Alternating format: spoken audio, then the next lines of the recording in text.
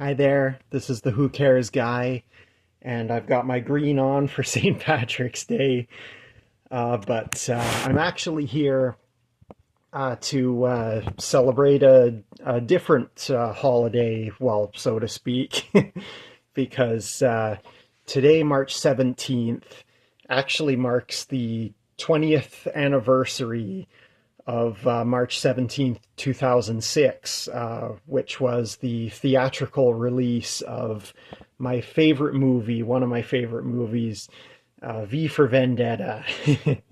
It was adapted from a comic series by artist David Lloyd and writer Alan Moore, who also wrote some things you may have heard of, called like Watchmen and The League of Extraordinary Gentlemen.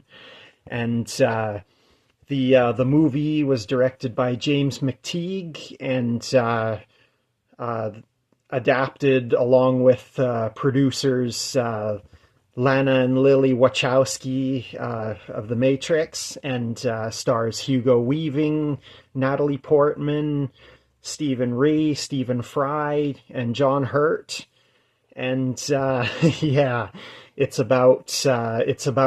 takes place in the future where London has pretty much become a total police state, and nobody has any freedom. But luckily, a man with a mask is here to try and set things right by going after the people responsible, and well, getting violent. And I want to assure you, I'm not saying that that violence is the answer to any problems with the establishment in real life.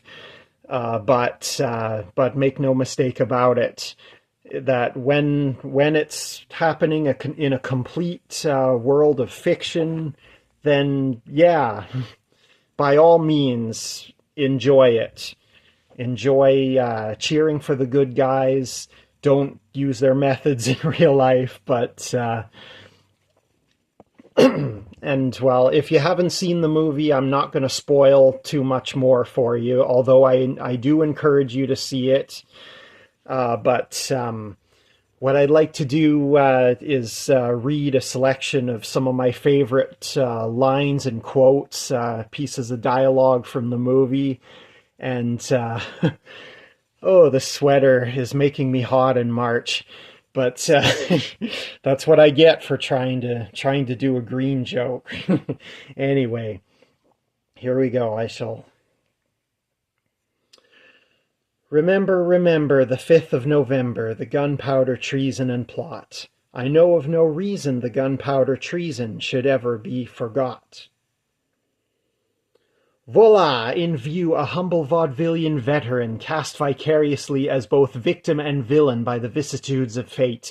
This visage, no mere veneer of vanity, is a vestige of the vox populi, now vacant, vanished. However, this valorous visitation of a bygone vexation stands vivified, and has vowed to vanquish these venal and virulent vermin, vanguarding vice and vouchsafing the violently vicious and voracious violation of volition. The only verdict is vengeance, a vendetta held as a votive not in vain, for the value and veracity of such shall one day vindicate the vigilant and the virtuous. Verily, this vichyssoise of verbiage veers most verbose, so let me simply add that it is my good honour to meet you, and you may call me V. Are you like a crazy person? I am quite sure they will say so. So if you've seen nothing, if the crimes of this government remain unknown to you, then I would suggest you allow the 5th of November to pass unmarked. But if you see what I see, if you feel as I feel, and if you would seek as I seek, then I ask you to stand beside me 1 year from tonight, outside the gates of Parliament, and together we shall give them a 5th of November that shall never, ever be forgot. Ah, warm milk. There's nothing better. I understand you enjoy a glass every night, Chancellor. Since I was a boy. An inch. It is small, and it is fragile, and it is the only thing in the world worth having. We must never lose it or give it away. We must never let them take it from us. I hope that whoever you are, you escape this place. I hope that the world turns and that things get better.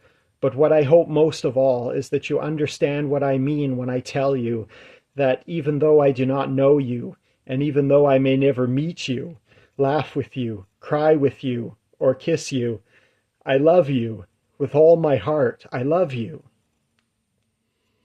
What was done to me created me. It's a basic principle of the universe, that every action will create an equal and opposing reaction. Is that how you see it? Like an equation? What was done to me was monstrous, and they created a monster. So do you know what's going to happen? No, it was just a feeling. But I can guess. With so much chaos, someone will do something stupid, and when they do, things will turn nasty. And then Sutler will be forced to do the only thing he knows how to do, at which point all V needs to do is keep his word. And then I want this country to realize that we stand on the edge of oblivion. I want every man, woman, and child to understand how close we are to chaos. I want everyone to remember why they need us. You've got nothing but your knives and your fancy karate gimmicks. We have guns. No, what you have are bullets, and the hope that when your guns are empty, I'm no longer be standing. He was Edmond Dantes, and he was my father, and my mother, my brother, my friend. He was you, and me. He was all of us.